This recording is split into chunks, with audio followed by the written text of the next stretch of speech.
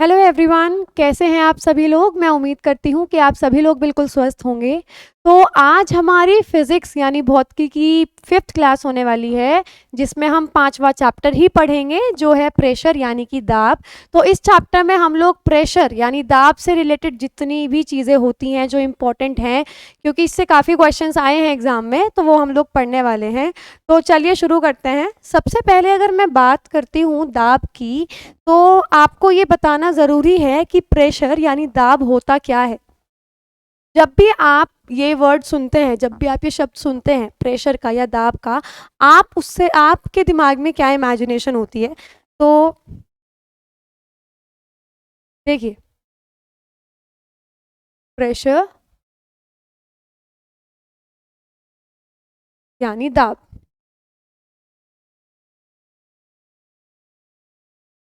किसी भी चीज़ को अगर आप दबा रहे हो तो उसको आप क्या कहते हो कि आप जो है आप दाब लगा रहे हो, यानी आप उसको दबा रहे हो, यानी प्रेशर अप्लाई कर रहे हो। जो साइंस है उसमें डेफिनेशन भी यही है कि जब आप किसी एरिया को, ये कोई एरिया था, ये आपका कोई एरिया है यानी कि क्षेत्रफल है।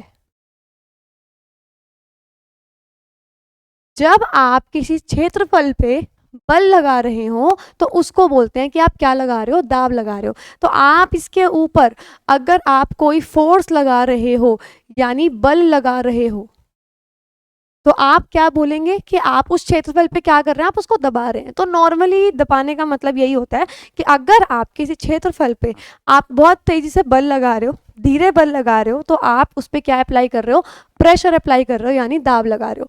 तो प्रेशर यानी कि दाब यही होता है कि जब कोई बल किसी क्षेत्रफल पे या किसी एरिया पे लगती है तो उसको हम दाब बोलते हैं, उसको हम प्रेशर बोलते हैं। तो इंग्लिश में यही है कि force acting per unit area. छोटे से यानी अगर मैं 1 मीटर स्क्वायर एरिया ले लूं, सिर्फ 1 meter square, 1 meter square area पे जितना बल आप लगा सकते हो वो है आपकी ओर से लगने वाला दाब। ऐसे ही कि एकांक क्षेत्रफल पर लगने वाले बल को क्या कहते हैं, दाब कहते हैं। लेकिन इससे पहले मैं आपको एक छोटी सी बात और बता दूं। जो इसका फॉर्मूला होता है P, फॉर्मूला होता है फोर्स अपॉन एरिया, यानी बल बटा क्षेत्रफल। तो अगर इसकी एसआई यूनिट आप निकालेंगे तो आपके अकॉर्डिंग एसआई यूनिट आएगी, बल की एसआई यूनिट क्या होती है, न्यूटन। क्षेत्रफल की एसआई यूनिट क्या होती है, मीटर स्क्वायर। तो इसकी जो एसआई यूनिट बैठेगी वो बैठेगी न्यूटन पर मीटर स्क्वायर पर। हम न्यूटन पर मीटर स्क्वायर की जगह हम यूज करते हैं पास्कल, जिसे पी ए के पी और ए से डिनोट किया जाता है, इसको पास्कल बोलते हैं। पास्कल कहाँ से आई, साइंटिस्ट के नाम के ऊपर आई कि जो प्रेशर है उसकी जो एसआई यूनिट है वो क्या है, पास्कल। जिसको हम एक और चीज किससे लिख सकते हैं, न्यूटन पर मीटर स्क्वायर। आप हमेशा ध्यान रखेंगे प्रेशर क्या है, एक क्षेत्रफल पे लगने वाला बल, यानी एक एरिया पे लगने वाली जो फोर्स है उसको आप क्या बोलते हैं, प्रेशर बोलते हैं। ये एक स्केलर क्वांटिटी है। एक सेकेंड, हाँ, एक स्केलर क्वांटिटी है, यानी इसमें कोई दिशा नहीं होती। और मैं ये भी बताती हूँ इसमें कोई दिशा क्यों नहीं होती। एक स्केलर क्वांटिटी है यानी एक अदिश दिशा, ये अदिश है, ये अदिश राशि है।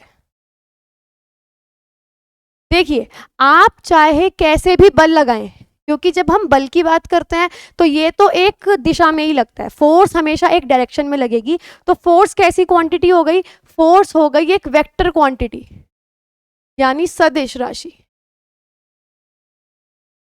लेकिन प्रेशर क्यों एक सदिश राशि नहीं है, प्रेशर को क्यों, दाब को क्यों हमने एक अदिश राशि माना है, क्योंकि आप किसी भी डायरेक्शन में, आप किसी भी दिशा में अगर आप बल लगा रहे हो, लेकिन जब वो दाब बन के आएगा तो वो पूरे हिस्से में इक्वल इक्वल बट जाएगा।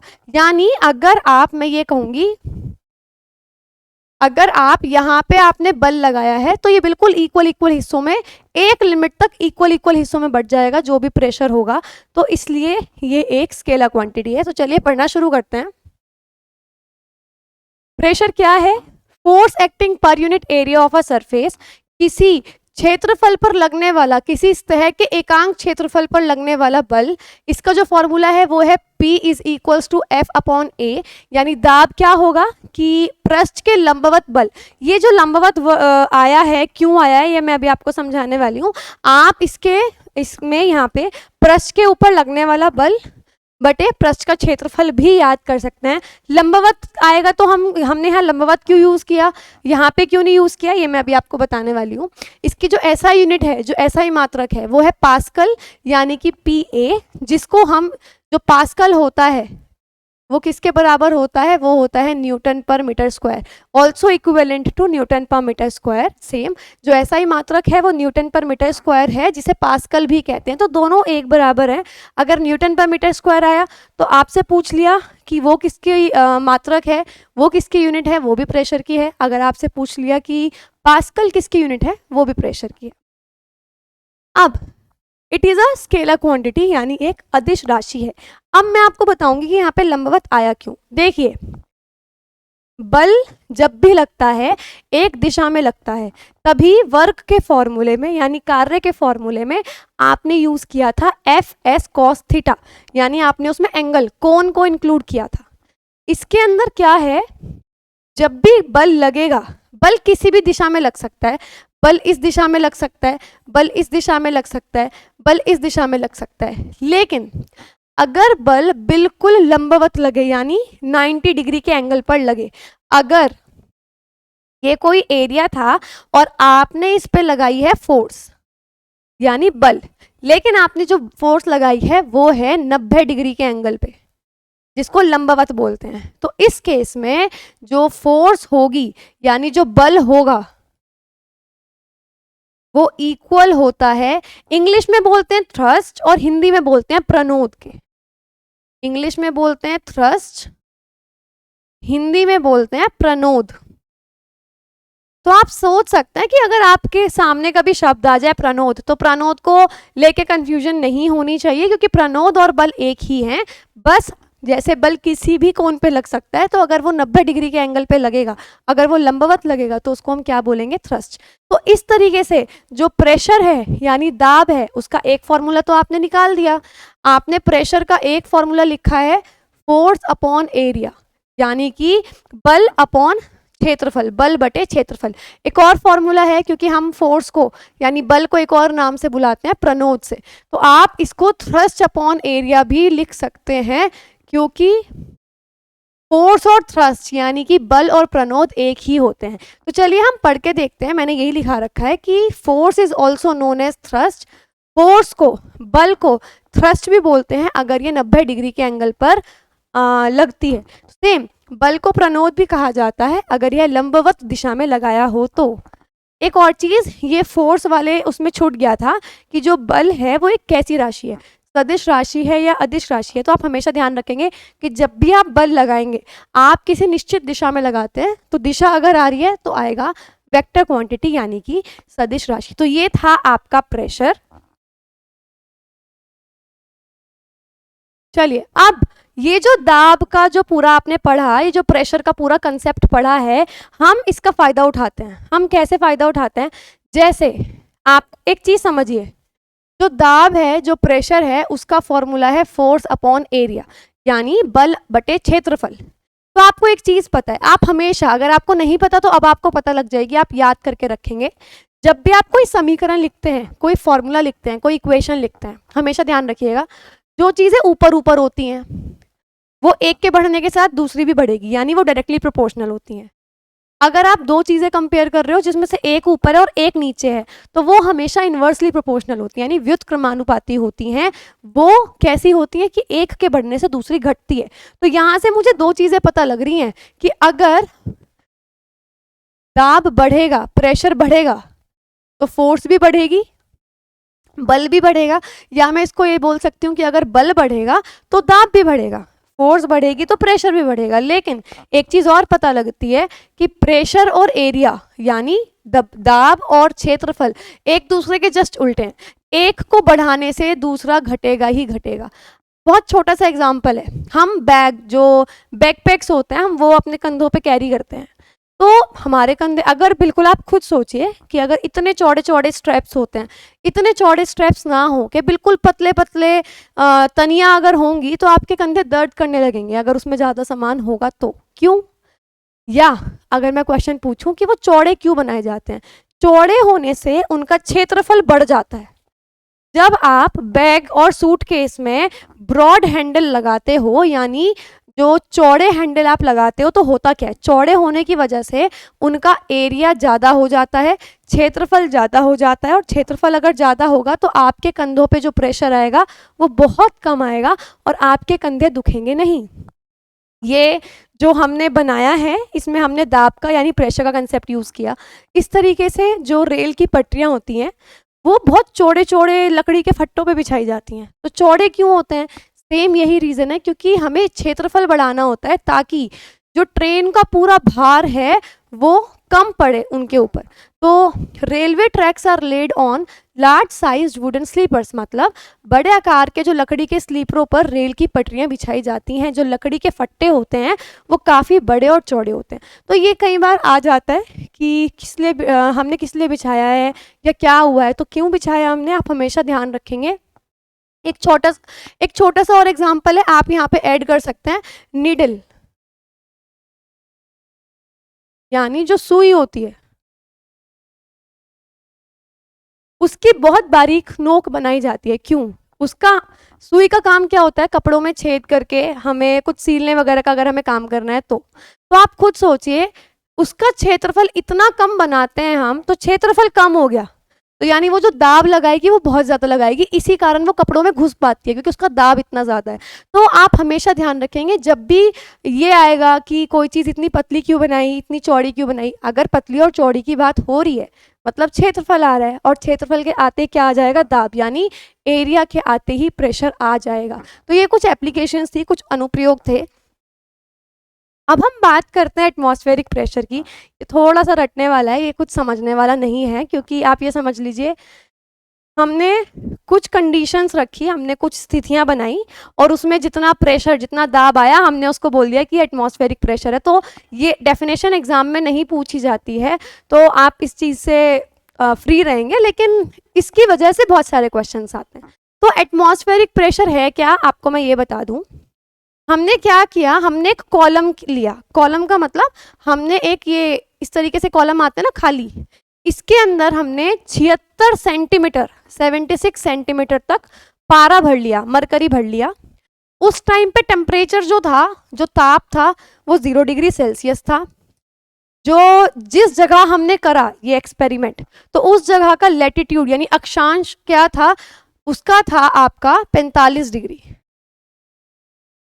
तो यहाँ पे जितना दाब महसूस हुआ इस मरकरी की वजह से, इस पारे की वजह से, हमने उसको बोल दिया ये एटमॉस्फेरिक प्रेशर, यानी ये वायुमंडलीय दाब है। बहुत सिंपल वर्ड्स में बताऊं तो वायुमंडल में जितनी हवा है, जो आपकी बहुत सारी हवाएं हैं ना, नाइट्रोजन है, ऑक्सीजन है, हवा है, ये जितना नॉर्मली दाब, अगर मैंने यहाँ पे हाथ रखा है तो यहाँ इससे ऊपर जितनी भी हवाएं होंगी वो इस पे दाब लगा रही होंगी, क्योंकि ये जो दाब लगाने की प्रॉपर्टी है ना, हर चीज दाब लगाती है। पहली चीज तो ये सुन लीजिए। तो अगर मैंने हाथ यहाँ रखा है और हवा क्या कर रही होगी, आपको पता है मेरा हाथ इस तरीके से है क्यों, मतलब ऐसा क्यों नहीं है कि हाथ बार बार नीचे गिर रहा है, तो इसके एक कारण है। वो कारण क्या है, क्योंकि मेरा हाथ बैलेंस, संतुलित इसलिए है क्योंकि इसके ऊपर जितनी हवा है वो ऐसे दाब लगा रही है और इसकी जितनी हवा नीचे है वो ऐसे दाब लगा रही है, तो दोनों बराबर है, तो मेरा हाथ संतुलित ऐसे रह सकता है। अब मैं आपको एक बात बताती हूँ, उसके अंदर हुआ क्या, आपने 76 सेंटीमीटर की हाइट तक, इतनी लंबाई तक आपने पारा भर लिया, तो जितना इस पे दाब लग रहा होगा उसको आपने बोल दिया कि ये क्या है, वायुमंडलीय दाब यानी एटमॉस्फेरिक प्रेशर। तो आपको सिर्फ 3 चीज़ें याद रखनी है कि एक तो पारे की हाइट कितनी थी, 76 सेंटीमीटर, 76 सेंटीमीटर, यानी टेम्परेचर कितना था 0 डिग्री सेल्सियस, और साथ में लैटिट्यूड यानी अक्षांश जो था वो कितना था 45 डिग्री, बस और कुछ नहीं करना है। तो आप देख सकते हैं the pressure which is exerted by a mercury column of 76 centimeter length at 0 degree Celsius at 45 degree latitude at the sea level, यानी पारे के 76 सेंटीमीटर लंबे कॉलम के द्वारा इसने जितना प्रेशर लगाया होगा उसको हमने वायुमंडलीय दाब बोला, के द्वारा 0 डिग्री पर 45 डिग्री अक्षांश पर समुद्र तल पर लगाया जाने वाला दाब जो होगा उसको आप क्या बोलेंगे, वायुमंडलीय दाब। या आप एक और चीज कह सकते हैं, ये किसके इक्वल होता है, किसके बराबर होता है, तो ये भी सेम रटने वाला ही है कि अगर आपने एक कॉलम ले लिया जिसका जो क्रॉस सेक्शनल एरिया है, क्रॉस सेक्शनल एरिया होता क्या है, अनुप्रस्थ, मतलब मैं आपको बता देती हूँ, जैसे ये एक बॉक्स है, मैं यहाँ बना के दिखा देती हूँ।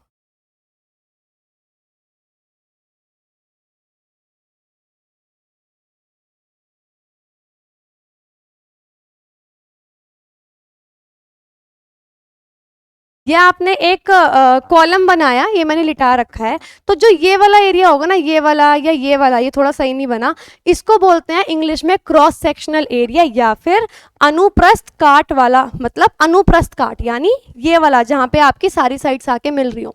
तो आप ये समझिए 76 सेंटीमीटर है ना, ये आपने 76 सेंटीमीटर करा है। पहली डेफिनेशन के अकॉर्डिंग, पहली परिभाषा के अकॉर्डिंग नीचे समुद्र है, तो इसने जितना पानी पे दाब लगाया उसको आपने वायुमंडलीय दाब बोल दिया। दूसरी डेफिनेशन के अकॉर्डिंग इसका जितना भार होगा, इतने का जितना भी भार होगा, एक 76 सेंटीमीटर पारे का कॉलम जिसका जो अनुप्रस्थ काट है, जो वर्ग वहाँ का जो क्षेत्रफल है, यानी एक 76 सेंटीमीटर कॉलम, 76 सेंटीमीटर मरकरी वाले कॉलम जिसका एरिया 1 सेंटीमीटर स्क्वायर हो, उसका जितना वेट होगा वही होगा एटमॉस्फेरिक प्रेशर या फिर वायुमंडलीय दाब। अब एक और चीज, इसकी जो एसआई यूनिट होती है वो क्या होती है, इसकी एसआई यूनिट होती है बार। जो इसकी एसआई मात्रा होती है, मानक जो होता है वो बार होता है। और एक और चीज, बहुत सारी दूसरी यूनिट्स हैं जो आप यूज करते हो, जैसे एक तो और है एटमॉस्फेरिक प्रेशर, तो यहाँ से 80 ले लिया और यहाँ से ATM ले लिया इनफैक्ट, तो एक यूनिट बन गई ATM। तो इसकी एक और यूनिट है ATM, जिसके ये रटने वाला है प्रॉपर। ये नॉर्मली डायरेक्टली ऐसे तो नहीं पूछा जाता है, ऐसा यूनिट पूछ लेते हैं कि आपसे कह देंगे इनमें से कौन सा वायुमंडलीय दाब को नापने की मात्रा नहीं है। 4 दे दिया आपको, जैसे ATM लिख दिया उसमें, बार लिख दिया उसमें, टॉर लिख दिया उसके अंदर, और चौथी दे दी न्यूटन। तो आपको पता होना चाहिए क्योंकि आपने दाब पढ़ रखा है कि बार वायुमंडलीय दाब की एक मात्रा है, जो आपका टॉर है वो वायुमंडलीय दाब की एक मात्रा है, मैं आपको बताऊंगी अभी। जो आपका ATM है वो वायुमंडलीय दाब यानी एटमॉस्फेरिक प्रेशर की यूनिट है। क्या बचा, न्यूटन बचा। तो ऐसे क्वेश्चंस आ सकते हैं। तो आपको ये 3 याद रखने हैं। सबसे पहली बात करूं, एक ATM में कितने बार होते हैं, तो एक ATM में 1.01 बार होता है, पहली चीज। दूसरे की बात करूं, बार में कितने न्यूटन, मतलब आपको पता है ना कि प्रेशर की जो SI यूनिट होती है, एक तो पास्कल है और एक न्यूटन पर मीटर स्क्वायर है। तो अगर मैं कहूं कि एक ATM में, आपने ये तो बता दिया कि एक ATM में कितने बार होते हैं, तो एक ATM में 1.01 बार होते हैं। अब दूसरी चीज कि एक बार में कितने न्यूटन पर मीटर स्क्वायर होते हैं, तो एक बार में 10 की power 5 Newton per meter square जो है, इतने आपके न्यूटन पर मीटर स्क्वायर होते हैं। थोड़ा सा रटने वाला है और कुछ नहीं है, ये वैसे आया नहीं है आज तक।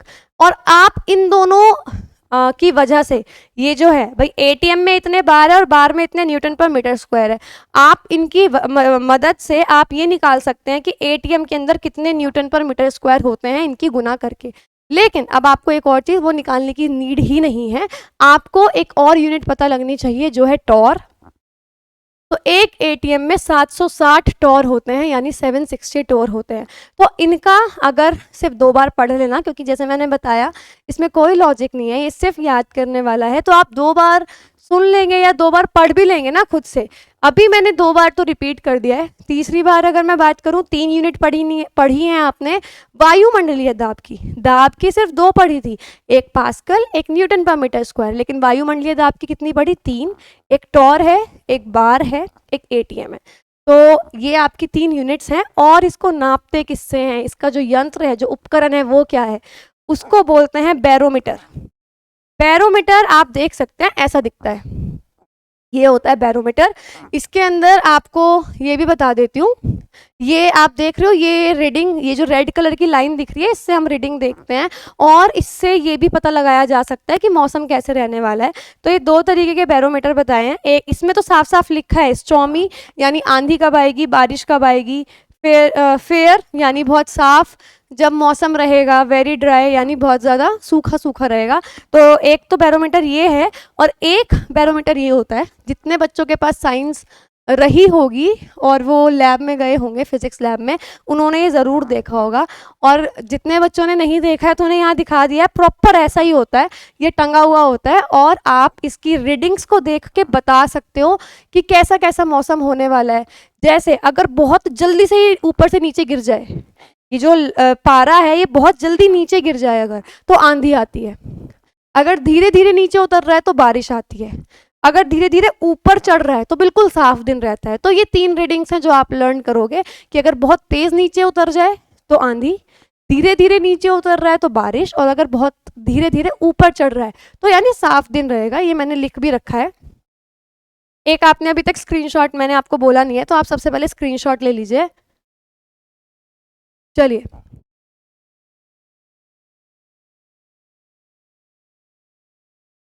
इसका भी ले लीजिए अगर आप लेना चाहते हैं तो।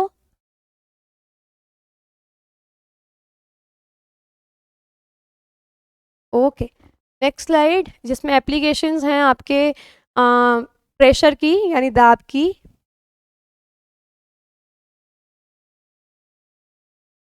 इसकी भी ले लीजिए।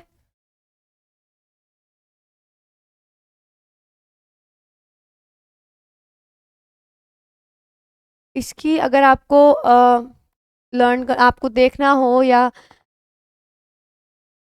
चलिए अब मैं आपको बता देती हूँ जो मैंने अभी आपको समझाया कि बैरोमीटर से आप प्रिडिक्शंस कैसे कर सकते हो, कैसे भविष्यवाणी कर सकते हो मौसम की।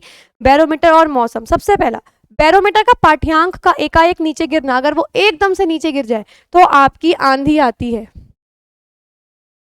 बैरोमीटर का पाठ्यांक का धीरे धीरे नीचे उतरना, तो नीचे नीचे अगर धीरे धीरे अगर नीचे गिरा है तो वर्षा, और बैरोमीटर का पाठ्यांक का धीरे धीरे ऊपर चढ़ना तो दिन साफ रहने की संभावना होती है। तो ये संभावना है, पॉसिबिलिटी है, ज़रूरी नहीं होता कि हमेशा ऐसा ही हो, क्योंकि इससे कई गुना ज़्यादा एडवांस जब वेदर फोरकास्ट होते हैं वो भी प्रॉपरली अभी सही नहीं आते हैं कई बार। तो यही है कि sudden fall in barometer reading storm यानी आंधी, slow fall in barometer reading rain, sudden fall मतलब तेजी से नीचे गिर गया, स्लो फॉल मतलब धीरे धीरे नीचे गिरा है, and slow rise in the barometer reading that means clear weather. तो ये था कि बैरोमीटर से आपको मौसम के बारे में कैसे पता लगेगा। तो अगली मैं बात करूं, ये जो वायुमंडलीय दाब है, जैसे अगर आपको याद हो इससे पिछली क्लास में हमने जी, जिसको हिंदी इंग्लिश में बोलते हैं एक्सेलरेशन ड्यू टू ग्रेविटी और हिंदी में बोलते हैं गुरुत्वाकर्षण के कारण त्वरण, तो मैंने आपको बताया था कि जहां आप खड़े हो यानी सतह पर मैक्सिमम होता है, ऊपर जाओगे तो भी घटेगा, नीचे जाओगे तो भी घटेगा। तो ये जो वायुमंडलीय दाब है ये इसमें कैसे चेंज आता है, तो नीचे तो आप क्या ही देखोगे, क्योंकि वायुमंडल होना चाहिए, हवा होनी चाहिए, तो इसके अंदर जो आप देखोगे वो ऊपर जाने पे देखोगे। और आपको मैं ये भी बता दूं, जैसे जैसे ऊपर जाते हो हवा हल्की होती जाती है तो दाब कम लगेगा। तो वायुमंडलीय दाब ऊंचाई के बढ़ने के साथ साथ खुद घट जाता है, पहली चीज। इसकी वजह से 2 चीजें हैं, पहाड़ों पे खाना पकाना बहुत मुश्किल हो जाता है, क्योंकि जब खाना पकाते हैं तो हवा के दाब का बहुत फर्क पड़ता है। तो हवा जो पहाड़ है वहां पे खाना पकाना, देखो सबसे पहले तो यही आ गया कि पृथ्वी की सतह से बढ़ती ऊंचाई के साथ घटता है। जो ये वायुमंडलीय दबाव में जो भिन्नता है वो कैसे है कि जब अगर आप ऊंचाई पे जाओगे तो ये घट जाएगा। इसकी वजह से 2 चीज़ें होती हैं कि पहाड़ों पर खाना बनाने में कठिनाई होती है, it is difficult to cook on mountains. और दूसरा, अगर आप फ्लाइट में जा रहे हो और आपके पॉकेट में फाउंटेन पेन है तो उसकी इंक लीक कर जाएगी आगे से, क्योंकि अभी तक क्या था कि ऊपर से ना पूरा दबाव बना के रखा हुआ था, अब क्या है वो दबाव हट गया तो वो आराम से, लिक्विड है ना, एक द्रव है ना, तो वो आराम से बहने लगेगा आगे से। तो the fountain pen of a passenger leaks in the aeroplane at height, यानी अगर वायुयान में कोई यात्री बैठा है, उसके जेब में एक फाउंटेन पेन है, तो उसकी जो स्याही है वो रिसनी शुरू हो जाएगी, वो लीक होनी शुरू हो जाएगी। इनके प्रॉपर डिटेल में नहीं जाना है, बस दो चीज़ें याद रखनी है कि पहाड़ों पे खाना बनाना मुश्किल होता है, और जो इंक निकलने लगती है एरोप्लेन में वो किसकी वजह से होती है, क्योंकि वहाँ पे जो वायुमंडलीय दाब होता है वो कम हो जाता है। बस इतना आपको करना है, आप स्क्रीनशॉट ले सकते हैं।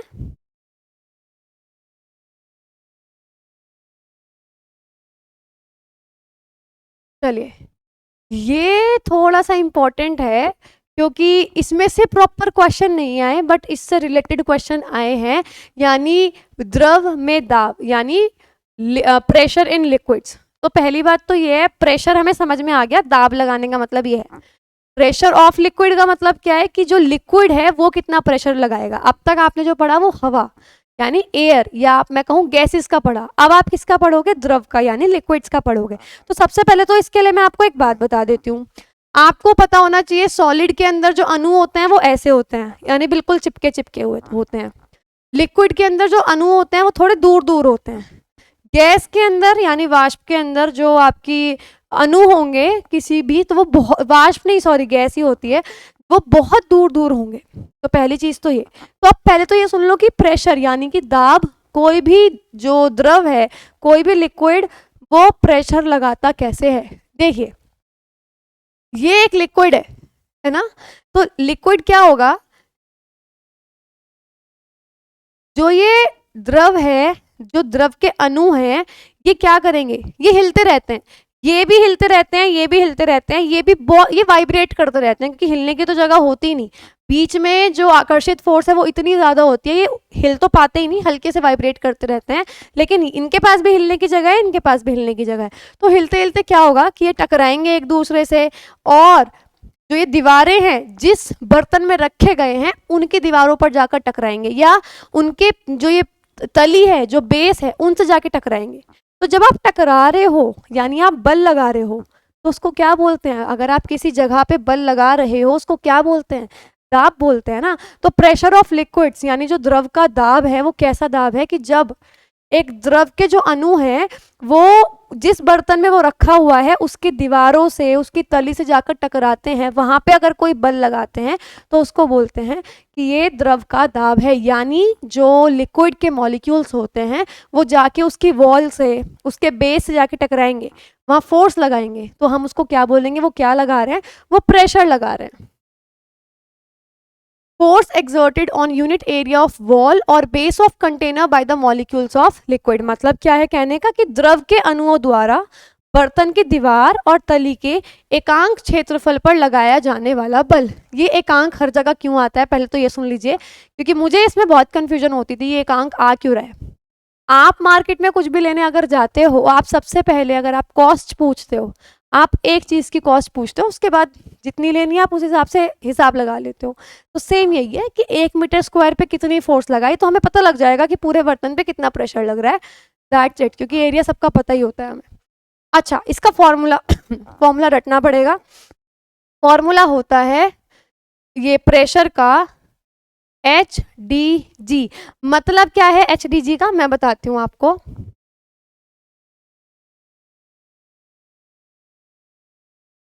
इसके अंदर क्या है, ये पानी है पूरा,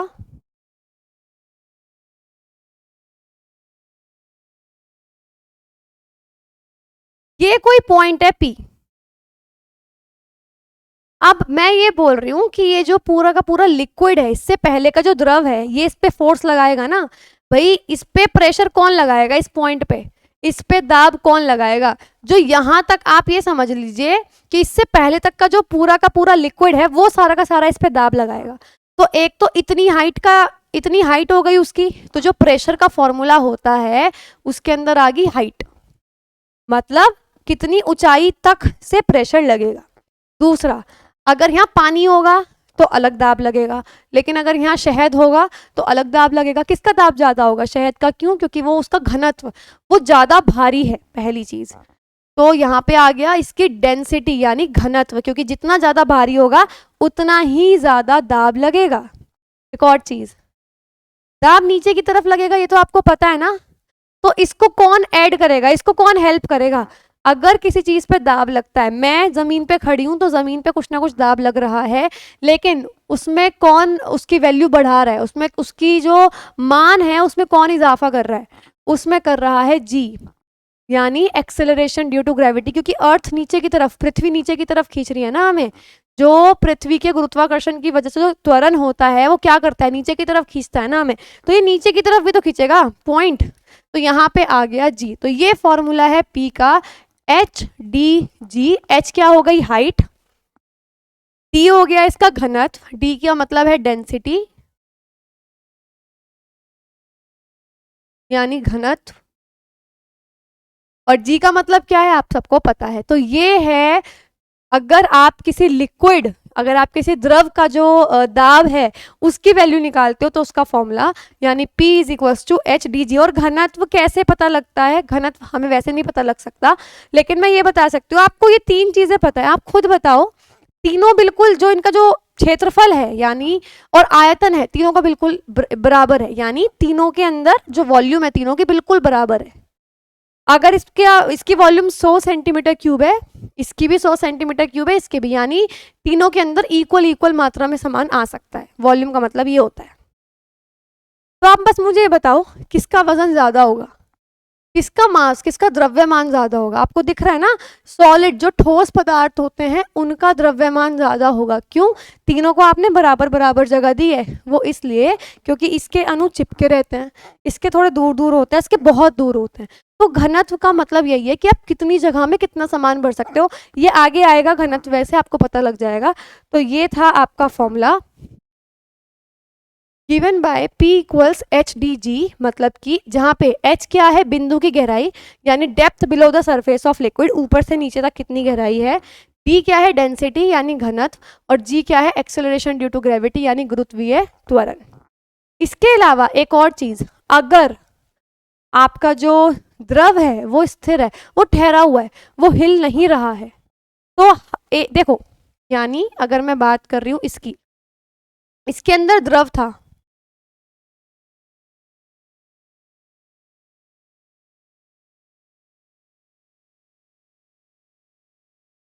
तो इसके अंदर मैं आपसे ये बोलना चाह रही हूं, अगर ये बिल्कुल स्थिर है, यानी ये बहता हुआ पानी नहीं है, बिल्कुल स्थिर द्रव है, तो उस केस के अंदर एक हॉरिजॉन्टल लेवल पे यानी एक क्षैतिज तल पे, मैंने कह दिया कोई भी हॉरिजॉन्टल लेवल ले लो, ये ले लिया, हॉरिजॉन्टल मतलब लेटा हुआ, तो कोई भी एक, अगर आप एक ही तल लोगे, एक ही ऊंचाई पे आपने कोई पूरी की पूरी लेयर ले ली, तो इसके हर पॉइंट पे आप ये देखो, यहाँ पे भी प्रेशर लगेगा, यहाँ पे भी प्रेशर लगेगा, यहाँ पे भी प्रेशर लगेगा, यहाँ पे भी प्रेशर लगेगा, यहाँ पे भी प्रेशर लगेगा, क्योंकि ऊपर वाला द्रव तो दाब देगा ना, दाब डालेगा ना। लेकिन क्या बात ध्यान देने वाली है कि अगर ये जो आपका द्रव है, ये जो आपका लिक्विड है, ये बिल्कुल स्टैटिक है, वो रुका हुआ है, स्थिर है, ठहरा हुआ है, तो एक हॉरिजॉन्टल लेवल पे, एक क्षैतिज तल पे, हर एक बिंदु पे प्रेशर सेम आएगा, दाब बिल्कुल सेम आएगा। तो if liquid is static, then at the same horizontal level the pressure is same in all directions, हर डायरेक्शन में भी इक्वल आएगा। तो यही है कि स्थिर द्रव में एक ही क्षैतिज तल में स्थित सभी बिंदुओं पर दबाव समान होता है। अब आगे देखिए, द्रव का ये कितना जो दाब डालेगा, ये किस पे डिपेंड नहीं करेगा, किस पे निर्भर नहीं करेगा। आप खुद दिमाग लगाओ कि ये जो बर्तन है इसका क्या द्रव्यमान है, यानी क्या मास है, जो वेसल है, जो कंटेनर है, उसका क्या शेप है, उसका क्या साइज है। आप जग लोगे तो उसमें होगा, आप भिगोना लोगे तब उसमें होगा, अगर आप कोई कंटेनर ले लोगे, कोई और कांच का बर्तन ले लोगे तो उसमें सेम रहेगा। यानी ये जो भी आप कंसेप्ट पढ़ रहे हो, खुद सोचिए ना, एक तो द्रव है, द्रव ही आ रहा है ना, तो जो भी डिपेंड करेगा वो किस पे डिपेंड करेगा? द्रव पे यानी लिक्विड पे। जिस बर्तन में आपने वो लिक्विड रखा है उस पे डिपेंड नहीं करेगा, ना उसकी शेप पे, ना उसके साइज पे, और ना ही उसके मास पे, यानी ना उसके आकार पे, ना उसकी आकृति पर और ना ही उसके द्रव्यमान पर। स्क्रीनशॉट ले लीजिए प्लीज।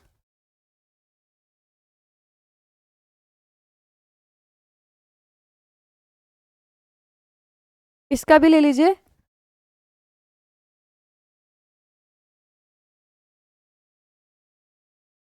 चलिए अब हम बात करते हैं पास्कल के नियम की। अगर आप अब से बहुत पहले के उठाकर देखेंगे, जब मैं 2019 पेपर की प्रिपरेशन कर रही थी तो मैंने जितने प्रीवियस ईयर के क्वेश्चन सॉल्व किए थे, बहुत पहले, तब पैटर्न कुछ और था, ये क्वेश्चन बहुत ज़्यादा मिलते थे बर्नौली थ्योरम पे, पास्कल के नियम पर। तो बहुत सारे क्वेश्चन कि ये किस चीज़ पे काम करता है, ये किस फिनोमिना पे काम करता है, ये चीज़ पूछी जाती थी। अब तो ये मैंने नहीं देखे हैं रिसेंट में, लेकिन फिर भी हम अच्छे से पढ़ लेंगे। पास्कल का नियम है क्या? तो पहली लाइन तो आप पहले पढ़ चुके हैं कि अगर मैं ये बोल रही हूँ कि गुरुत्वाकर्षण नहीं है और जो लिक्विड है, जो द्रव है, वो बिल्कुल स्थिर है, तो एक क्षैतिज तल पे हर पॉइंट पे, हर बिंदु पे इक्वल इक्वल दाब होगा। ये तो मैं आपको बता चुकी हूँ। मेन चीज क्या है मैं आपको ये बताती हूँ। मेन चीज ये है कि अगर आप किसी द्रव पे, किसी भी चीज पे, चाहे वो लिक्विड हो यानी कि द्रव हो, चाहे वो गैस हो, अगर आप उस पे बाहर से दाब लगाते हैं, जैसे अगर मैंने कोई बलून ले रखा है, मैं उस पर दबा रही हूँ और ये मेन जो सेंटर है जहां से मैं दाब लगा रही हूँ वो मेरा अंगूठा है, तो आप ये समझो कि ये हर दिशा में, हर डायरेक्शन में इक्वल इक्वल जाएगा। अगर मैंने यहाँ पे ये 100 पास्कल लगाया है तो ये बिल्कुल इक्वल इक्वल जाएगा हर जगह, हर डायरेक्शन में। ऐसा नहीं होगा किसी में ज़्यादा चला गया, किसी में कम। सेम यही कि ये कोई बर्तन था, ये पिस्टन है। पिस्टन का मतलब जैसे उसमें होती है ना इंजेक्शन में, जिसको हम अंदर की तरफ दबाते हैं, उसको पिस्टन बोलते हैं। तो अगर आप प्रेशर लगा रहे हो तो जो आप प्रेशर लगा रहे हो वो बिल्कुल इक्वल इक्वल मात्रा में हर डायरेक्शन में जाएगा, बिल्कुल इक्वल इक्वल अमाउंट में। तो ये है पास्कल का नियम, यानी पास्कल्स लॉ। इफ सबसे पहले तो वही पुराना है कि अगर ग्रेविटेशनल अट्रैक्शन है ही नहीं, यानी अर्थ हमें खींच ही नहीं रही, तो इन इक्विलिब्रियम कंडीशन, इक्विलिब्रियम का मतलब बिल्कुल संतुलित है, यानी इसका मतलब क्या हो गया, स्टेबल है। Pressure is same at all points. यदि गुरुत्वीय प्रभाव को नगण्य माना जाए, यानी आप ये मान लो कि जो गुरुत्वीय आकर्षण है वो है ही नहीं, तो संतुलन की अवस्था में द्रव के भीतर प्रत्येक बिंदु पर दबाव समान होता है। तो ये पहला पॉइंट मेनली पास्कल्स का है नहीं, मतलब पास्कल के नियम का सिर्फ इंट्रोडक्शन है। जो दूसरा पॉइंट है वो इसका मेन है, ये इंपॉर्टेंट है। If an external pressure is applied to an एक्सक्लोज फ्लूइड, अगर आप बाहर से दाब लगाते हो किसी खुले द्रव में, तो it is transmitted undiminished to every direction. Undiminished का मतलब ये कम नहीं होता। अनडिमिनिश्ड का मतलब क्या है? डिमिनिश्ड का मतलब छोटा होना, कम होना। तो अनडिमिनिश्ड का मतलब है कि विदाउट डिक्रीजिंग।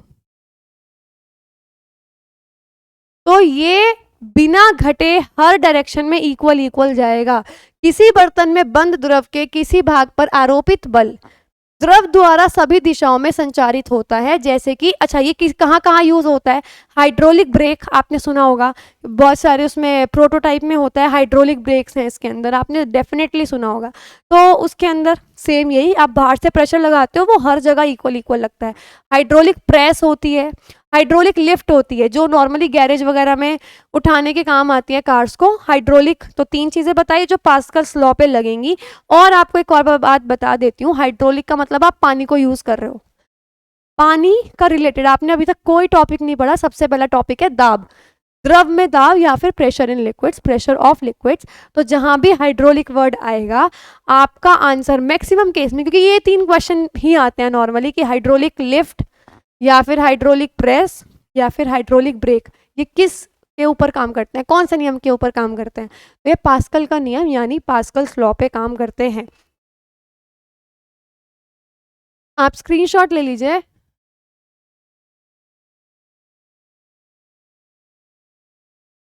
चलिए इसका भी ले लीजिए प्लीज।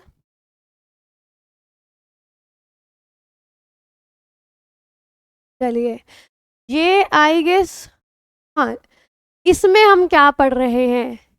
जो आपका मेल्टिंग पॉइंट होता है जो आपका बॉइलिंग पॉइंट होता है उस पे क्या प्रभाव पड़ेगा, प्रेशर का। यानी जो आपके गलनांक जिस ताप पे गलना शुरू हो जाता है, गलने का मतलब सॉलिड जो है, ठोस जो है वो बदलना शुरू हो जाएगा, किसके अंदर, द्रव के में बदलना शुरू हो जाएगा। या फिर क्वथनांक जो आपका ताप होता है वो क्या है, बॉइलिंग पॉइंट, जिस पे उबलना शुरू हो जाएगा, उस पे आपका प्रेशर का क्या फर्क पड़ेगा। Effects of pressure on. तो 3 पॉइंट्स हैं, बहुत आराम से आप याद कर लोगे। सबसे पहले तो आपको मैं बता दूं, बॉइलिंग पॉइंट यानी ये जो क्वथनांक जो है ये तो हमेशा बढ़ेगा बढ़ेगा। आप खुद सोचो, पानी है, आप उसे उबाल रहे हो, है ना। बॉइलिंग, मैं तो ये बोलूँगी कि ये वाला टॉपिक आपको, जो बच्चे हिंदी वाले भी हैं उन्हें इंग्लिश में याद करना चाहिए, क्योंकि मैं आपको ट्रिक भी इंग्लिश में बता रही हूँ और आपको याद हो जाएगा, डोंट वरी।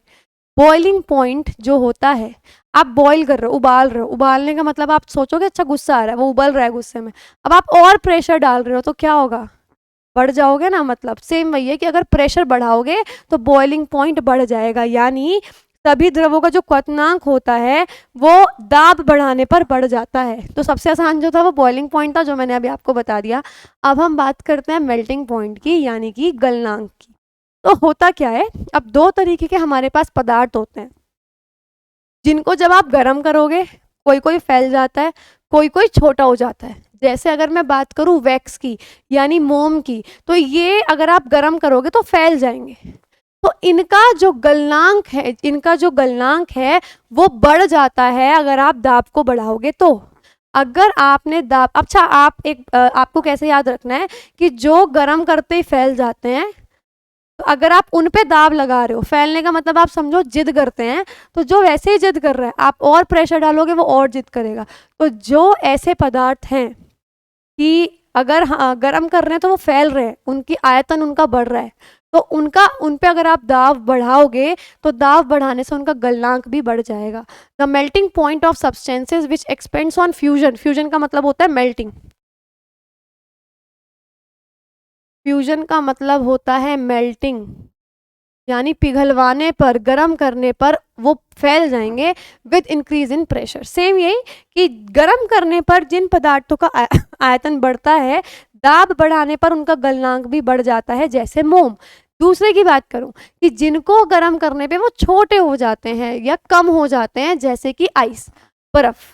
अगर आप बर्फ को पिघलाओगे तो बर्फ ज़्यादा लगती है लेकिन पानी उसमें से कम निकलता है। तो इनका उल्टा होगा कि उनका क्या होगा कि उनका मेल्टिंग पॉइंट कम हो जाएगा अगर आप उन पे दाब डालोगे तो सेम यही कि the melting point of substances which contracts on fusion decreases with increase in pressure. ये याद हो गया अगर आपको, तो उसका अपोजिट तो याद हो ही जाएगा। तो यही है कि गर्म करने पर जिन पदार्थों का आयतन घट जाता है, दाब बढ़ाने पर उनका गलनांक भी कम हो जाता है, जैसे बर्फ। और एक और बात आपको मैं बताती हूँ, आपने एक चीज़ नोटिस की होगी कि अगर आपको किसी बॉटल में बर्फ़ जमानी है तो आप उसमें पानी थोड़ा सा कम करते हो, क्योंकि बर्फ़ जमने पे वो अपने आप ऊपर तक आ जाता है। अगर आप बिल्कुल ऊपर तक बॉटल बंद करके उसमें पानी भर के रखोगे, वो बॉटल फट जाती है। तो इसीलिए, क्योंकि जब आप पानी को बर्फ़ में बदलते हो तो बर्फ़ ज़्यादा जगह लेती है और पानी कम जगह लेता है, क्योंकि उसके बीच में हवा आ जाती है। ऐसे ही इसका उल्टा होगा, अगर आप बर्फ़ से पानी को कन्वर्ट कर रहे हो, चेंज कर रहे हो, तो बर्फ़ ज़्यादा होगी और पानी कम होगा। तो ये था आपका। इसके बाद ये प्रीवियस ईयर क्वेश्चंस हैं जो इस चैप्टर से आए हैं, सिर्फ 3 आप देख सकते हो, और ये बहुत पुराने हैं, नहीं ये रिसेंट के हैं। जो पास्कल के नियम पे थे वो बहुत पहले के क्वेश्चन थे, जो मैंने अभी आपको बताया था। क्वेश्चन भी यही थे कि हाइड्रोलिक लिफ्ट जो होती है वो किस फिनोमिना पे काम करती है, किस नियम पे काम करती है, तो पास्कल्स लॉ पे काम करती है। लेकिन अगर मैं इनकी बात करूँ, सबसे पहला, With what do you divide thrust in a liquid to obtain the value of pressure?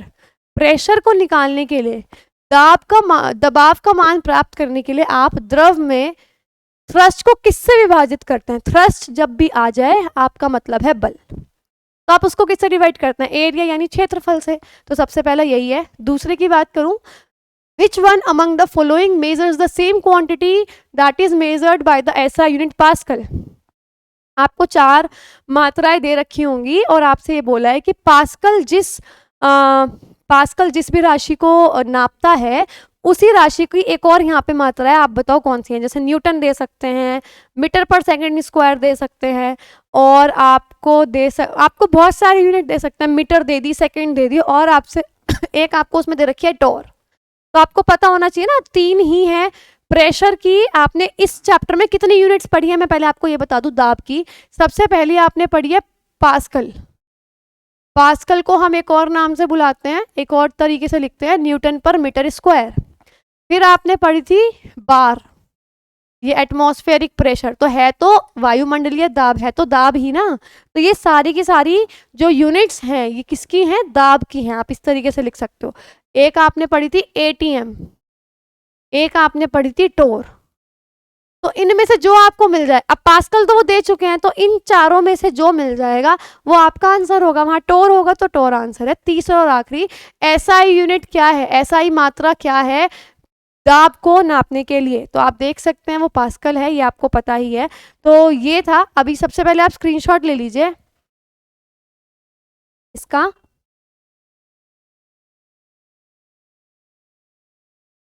और इसका भी ले लीजिए। देखिए, एक बात मैं आपको बता दूं, साइंस एक ऐसा सब्जेक्ट है जो आपको रेगुलरली करना पड़ेगा। एक दिन में आप 2 दिन की वीडियोस अगर देखेंगे, 3 दिन की, वो पॉसिबल ही नहीं है, क्योंकि हमारे दिमाग में एक टाइम पे एक लिमिट तक ही हमें समझ में आ सकता है, जितना मैं आपको समझा रही हूँ। इसीलिए चैप्टर वाइज वीडियोस बनाई गई हैं कि एक दिन में एक ही चैप्टर आप करें। हाँ, आप रिवीजन के लिए आप पुराना वीडियो देख सकते हैं, बट कुछ नया ना पढ़ें। इसके अलावा अगर आपको एसएससी से रिलेटेड कोई भी अपडेट्स चाहिए हो तो प्लीज़ चैनल को सब्सक्राइब करना ना भूलें। और आपको पता है, मैं डेली रिपीट कर रही हूँ कि प्लेलिस्ट बना दी गई हैं, तो जब भी आपको किसी भी चीज़ से रिलेटेड वीडियोस देखनी हो तो सीधा प्लेलिस्ट पे जाके देखिए, क्योंकि प्लेलिस्ट पे कई बार ऐसा बहुत सारी वीडियोस आपको दिख सकती हैं जो आपने अभी तक नहीं देखी होंगी। Thank you so much and have a very nice day.